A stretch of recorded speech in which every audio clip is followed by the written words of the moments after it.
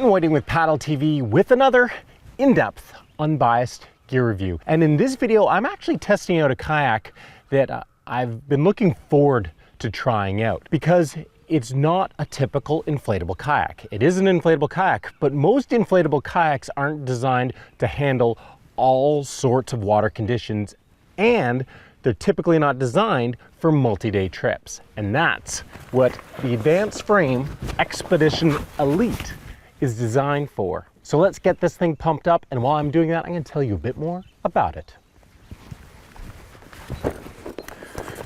Hey, before I dive into pumping this thing up, something I wanted to quickly talk about right out of the gate is the bag that the kayak comes in, because you know, sometimes that can be a thorn in my side, but I'm liking this bag right off the bat. And the reason I like it is because it's got padded shoulder straps, but it also has these handles for carrying it duffel bag style. On top of that, I haven't tried putting this kayak, obviously taking it out or put it back into the bag, but I like how much extra space this bag has. I know it's not going to be this grand puzzle to get this boat back in the bag afterwards. And lastly, you know, this is a heavy duty canvas. It just feels like it's going to last. So far so good. Now let's get it pumped up.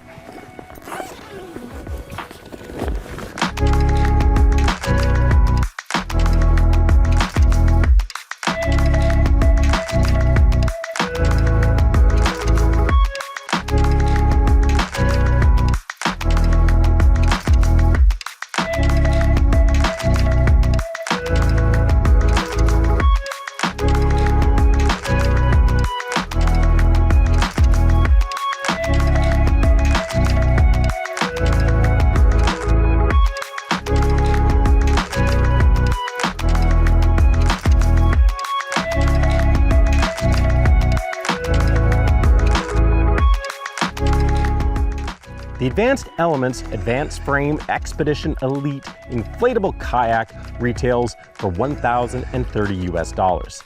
It's 13 feet long, 32 inches wide, it weighs 42 pounds or 19 kilos, and it has a max capacity of 450 pounds or 204 kilos.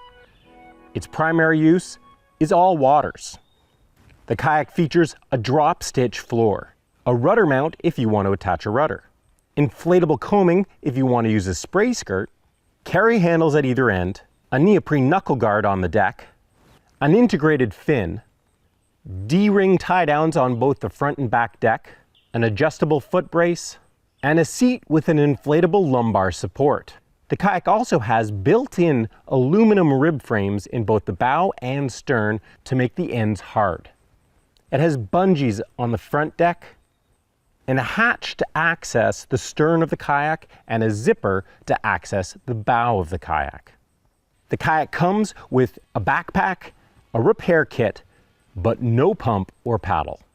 Okay, so before I hit the water, let's take a quick minute here and talk about the inflation process. Now, this boat takes a bit longer than other inflatable kayaks. Not a lot longer, but a little bit longer. Why? Because it's got 10 different chambers to inflate, from very small, like there's 2 around the cockpit, the coaming of the cockpit, to the bigger ones. There's a drop stitch floor in this thing, which is actually kind of nice. But it takes a bit longer than many other inflatables to pump up. Now, on the subject of pumping, the kayak doesn't come with a pump, and that's something I didn't even think about. Fortunately, I had a pump in my truck for a kayak that I'm testing tomorrow. I'm not going to tell you which one that is, but that pump was a very, very basic pump. What it doesn't have on it is a pressure gauge to show you, hey, you can only inflate these things to 1 psi, 2 psi, and then 4 to 6 psi. Well, what is that? I know roughly what that is through experience, but if you don't, it's really valuable to get a pump. When you buy a pump, get one that has the pressure gauge on it. The other thing that pump, being basic, what it didn't have was it didn't have the right adapter to just screw on to some of these chambers. So I actually had to hold it and pump at the same time, which was a little bit of a circus act. Not a big deal because they're not big chambers, but it's just something to know when you get this kayak, make sure, and actually any kayak, get a pump that has a pressure gauge. It makes a big difference. Or even better, get an electric pump. But enough talking about pumping. It's time to start talking about paddling. But in order to start talking about paddling this kayak, I have to actually paddle this kayak first. And so that's what I'm going to do.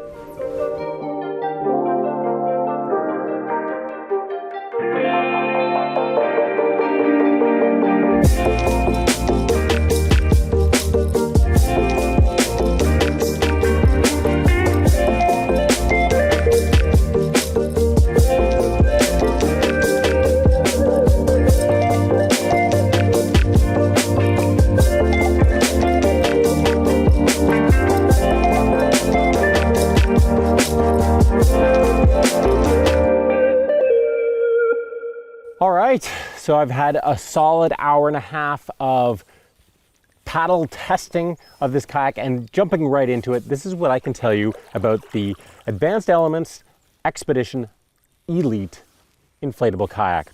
Let's start, like I always do with portable kayaks, with its actual portability. How portable is this? Well, I already talked earlier about how it's assembly.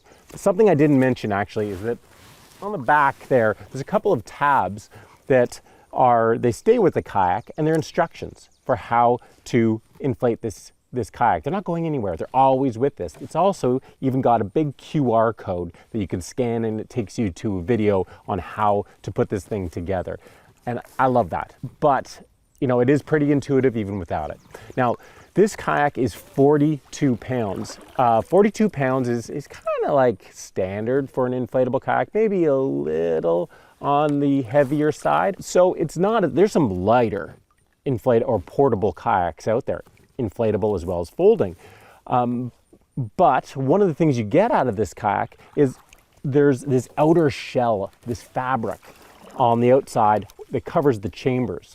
And that really adds a level of durability to this thing. So you're getting it's a heavier kayak, but the trade-off is it's going to be more durable. Now, the other issue or factor to consider with a fabric that goes over the chambers is the fabric itself takes a little bit longer to dry out when you're done paddling. There's more cracks, there's more crevices, there's the fabric itself is just another layer to dry out. And so this boat, you can expect it to take a little bit more maintenance. When you're done paddling, you gotta towel dry this thing. You really should leave it out in the fresh air, ideally even some sun for a short while, just to let it completely dry out before you pack it into the bag. And that process can be a little, a little of a pain in the butt for some people. You know, it's kind of the nature of having a portable kayak. You do have to dry any portable kayak off before you pack it up. Otherwise, you're going to get mildew and stuff in your boat, and that's no good. So there you go, portability. Now let's dive right into stability. Is this kayak a stable kayak? Absolutely. It's got a nice, wide, flat hull on it. It's almost like a stand-up paddleboard hull on this thing, except it's not as wide and flat. But what that provides is rock solid initial stability, which is the stability I feel when I'm just sitting here. I mean, it feels so stable, complete 100% confidence like this. Now, secondary stability. Secondary stability is the ability to hold a kayak on edge. And as you can see right here, like this thing's got fantastic secondary stability as well. And it's a large part of it has to do with the hull design. It's not just a flat board, it's flat, but then it's got a chine and it has these edges, these secondary angles on the hull, and that allows you to put the boat on edge. And that's really important if you're going to be doing more aggressive paddling in rougher conditions, current, and you need to edge the boat. You do have to lean your body pretty far out to get this boat on edge because it's a wide boat and it doesn't have much choice. You've got these big tubes on the side of this boat, like inflatables do, that make it a pretty wide boat, but very stable boat, initial and secondary. I really liked it. I like it for that reason. Now, the performance-wise, this boat is sold as a touring kayak, a multi-day kayak, not just a multi-day, but great for covering distance for day trips or for multi-day trips. And how does it perform? Well, I honestly, when I took my first few strokes, I'd say my first 10 strokes, I was smiling right off the bat because this thing actually performs very well. And now, if you're a hardcore sea kayaker and touring kayaker and you're used to hard shell kayaks, and you're probably shaking your head right now and you're saying, well, it doesn't perform anything like a real touring kayak or sea kayak. And you're absolutely right, it doesn't. You know, it just can't. But for an inflatable, a portable kayak, it performs very well. And if you need a portable kayak, you don't have the transportation options or the storage options for a full-size kayak, and you want a higher performing inflatable or portable kayak, this is really high performing for a portable kayak. I really like it. The ribs in the bow and stern, and in the bow in particular, provide an edge and rigidity, and this thing cuts through the water. It's very maneuverable. You can spin this thing super easily as well. You know, just all in all, high marks for performance. Now, comfort. You know, before I get into that, a little side note.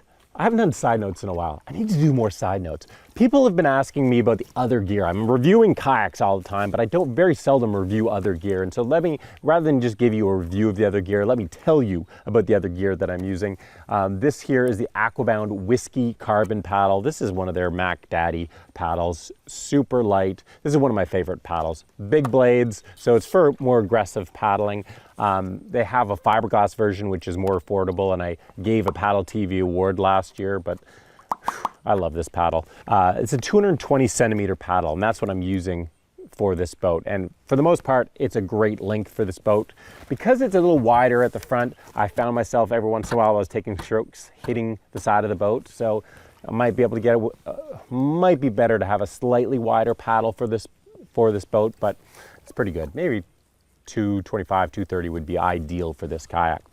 Otherwise, this is the NRS Clearwater PFD. It's a high back. I already mentioned that, I think. PFD, so it accommodates a high back seat. It's a solid, I mean, all of NRS's gear and PFDs, they're all super solid pieces of gear. This isn't really high price point one. It's got a couple of pockets.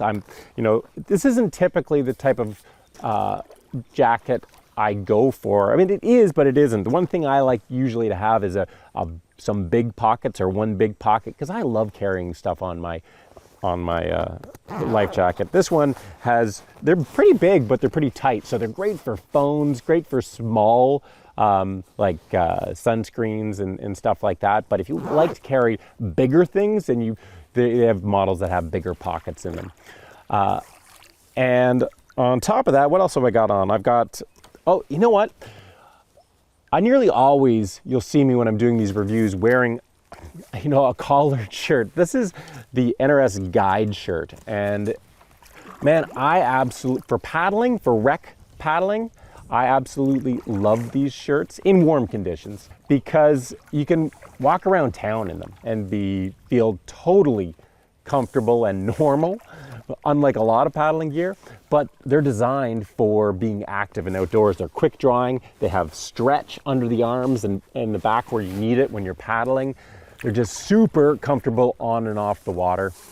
And then what else? I've got, Wiley X Contend polarized sunglasses, and I'm not going to show you what I'm wearing on underneath. So there you go. Quick rundown of the other gear that I'm using. An hour and a half in this thing is a good test for a kayak's comfort. And here's what I can tell you about that. The seats, let's start there. The seat doesn't have a very thick pad for the butt. And so my butt, it's actually fine right now. I can start feeling it's like, okay, I'm having to shift around a little bit. I want to get out pretty soon to stretch my butt because it's not a very thick pad. The trade-off there is that you sit very low in this kayak. You're not sitting up high, and so it enhances its stability. The back of this of this seat has an inflatable lumbar support. You blow up the lumbar support depending on how much you want, and it's real. It's not just a gimmick. It actually helps. Like I have, all my years of paddling and all the outdoor activities that I do, my lower back is an issue, and so I welcome that lower back support that this thing offers. It also, if you notice, I'm wearing a high back life jacket, and that pairs beautifully with this high back seat.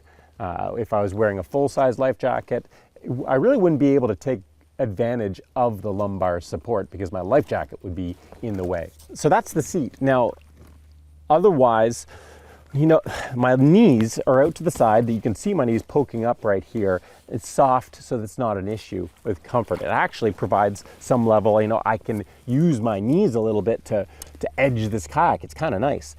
The tubes that run along the side of these things, also my legs, they provide support for my legs. So it's nice to have that support. One of the weaknesses of this boat is the foot system, though. That's the only part of my body that's saying to me, get out of this thing, right? You need a break, stretch your legs. The foot system is just this bar on the front, and it tends to be all along the floor. Even though I try to lift it up, it just ends up dropping to the floor as soon as I move. And having a bar on the floor, the problem is just your heel is getting support. And so what that ends up doing is your foot it still wants to go forward, and so it puts strain on your ankle. And that's why you really want to have support right underneath your foot so your ankle isn't going to get tweaked. I would love to see a full support there that I can actually provide support for the full foot. And the other thing that happens, and not much they can do about this, is because these side tubes run forward, it just tapers at the front. There's less and less room up there. Now, I'm 6'2", 195 pounds. That's really not besides the point for the sizing, but being 6'2" and a 34-inch-ish inseam, I'm getting pretty close to the max for comfort for long paddles in this thing. I didn't even notice really the feet issue until I was about an hour in. So if you're just going for quick paddles, not a big deal, but you could be a little taller than me. If you're not, if you're going for long paddles, you can't be much taller than I am and be comfortable. You actually can't be much taller than I am and get into this kayak because the entrance isn't that big, and that's because it's designed to take a skirt. It's designed for, to handle rougher water. One other little comfort thing that I kind of like from this boat is this neoprene knuckle guard. You don't really think much about it, but the fabric they have here, if you keep rubbing your knuckles against it, while you're paddling, it's going to wear on your knuckles. But the neoprene knuckle guard actually really works. It's nice and soft, and you can knock your knuckles on there all day and not have a problem. So now let's jump into features, and there's quite a few features on this kayak to talk about.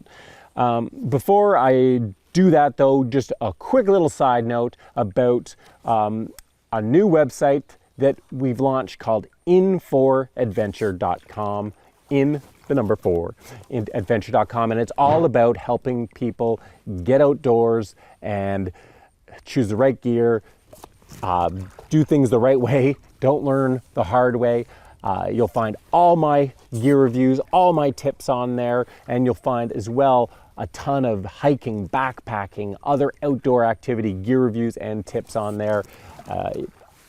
Check it out. You'll find me and all my content there. So jumping right into features though, this boat has a lot of features, and a lot of them I've actually already covered.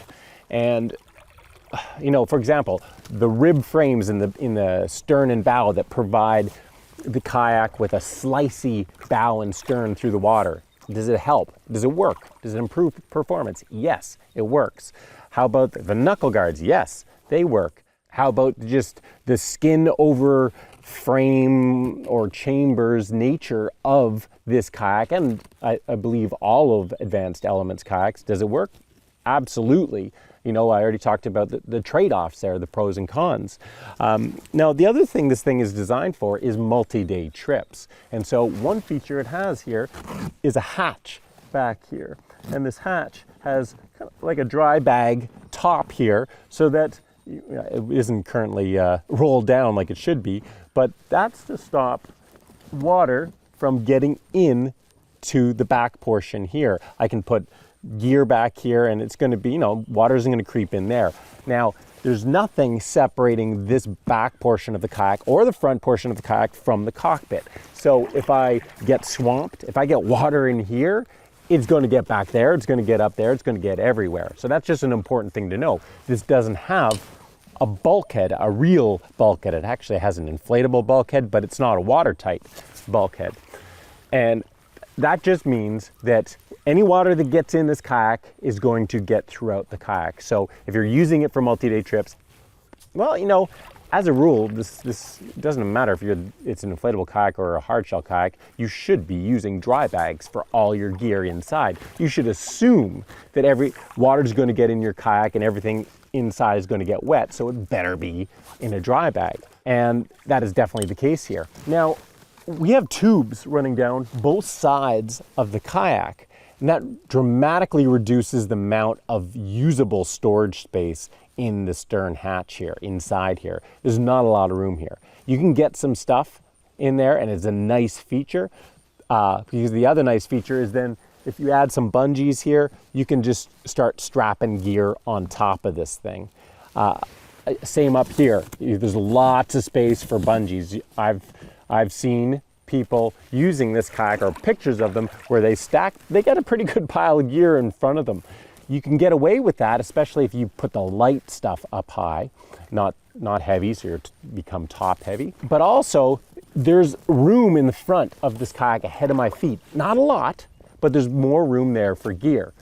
So can you do multi-day trips in this? Absolutely, but you're not going to be bringing your camp chairs and your 2-burner Coleman stoves and things like that. You're gonna have to pack pretty small, pretty light. Winter or cold season paddling, where you're bringing a lot more clothing, you're bringing bigger sleeping bags, bigger everything. Again, if you're creative, you could probably do it, but it's going to be tricky. You're gonna have to be a little bit of a packing ninja to work that out. So who is this kayak for? Well, this kayak is for someone who really wants or needs a portable kayak. As I mentioned before, if you want a high performance touring kayak, if performance is the most important thing, then a hard shell kayak does perform better, and it has more space for gear. It's a step up in terms of performance, but the portable nature of this kayak is huge. And if you need or really want a portable kayak, this thing performs great for what it is. Now, something to note is the smaller cockpit size makes it a little trickier to get in, and it's a low sitting position. So getting in and out of this kayak is a little harder than other kayaks. Not a lot harder, but you do have to be fairly mobile to get in. They talk about this kayak being for all types of conditions, like almost any conditions dealing with rough water. And you know what? It has the performance that can handle a lot of different water conditions. The one limiting factor that you need to know about is this inflatable cockpit coaming here. Now, they have a skirt that's available. They didn't have it in stock to send me to test at the same time. I would have really liked to have tested that, because my one, I don't even think it's a concern. I think it's a reality that a skirt is just not going to. No skirt is going to have a good seal on this cockpit coaming. This thing is really more of a splash protector. It's designed to keep the elements from getting in the boat, from rain getting in, it'll keep you warmer actually too.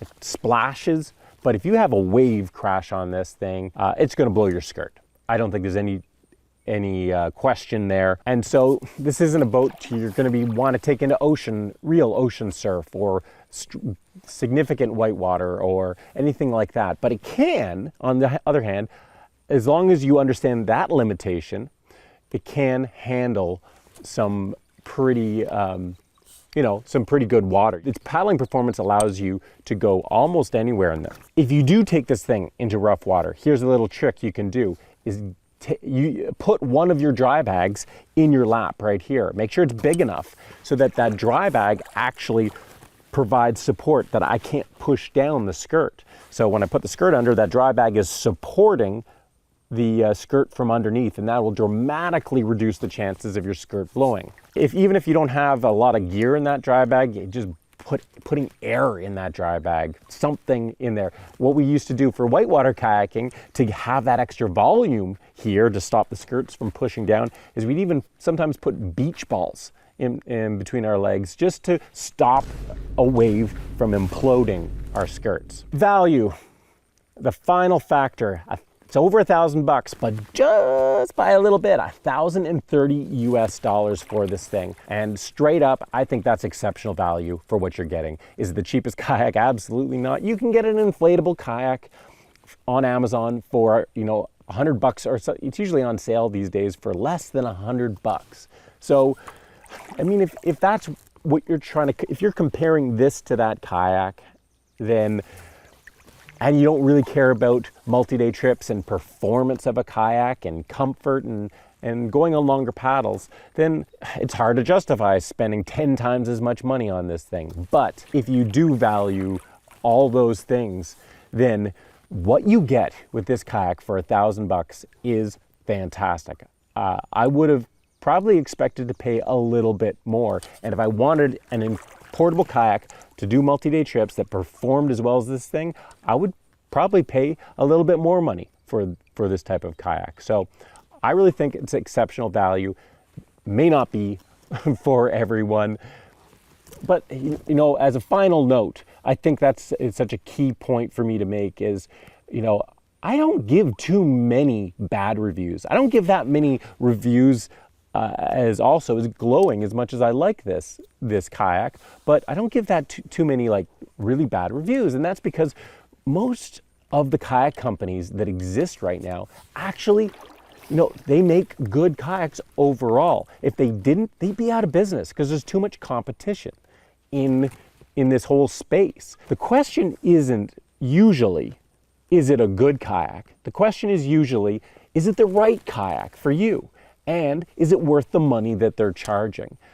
Sometimes you do have total dud kayaks.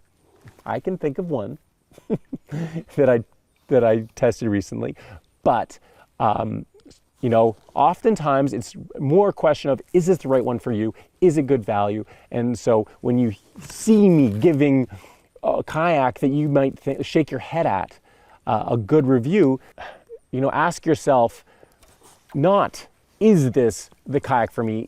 Ask yourself, hey, if I was the type of person that this kayak was designed for, does that make sense? Is this a good kayak? And you know what? You'll be amazed at how many, if you change your mindset, how many kayaks you can hop into and actually really appreciate. Anyway, I hope you guys have enjoyed this video. And if you have, like always, give it a big thumbs up and subscribe to Paddle TV if you haven't already. And stay tuned because I got a lot more long-winded gear reviews as well as paddling tips and paddling adventures coming your way.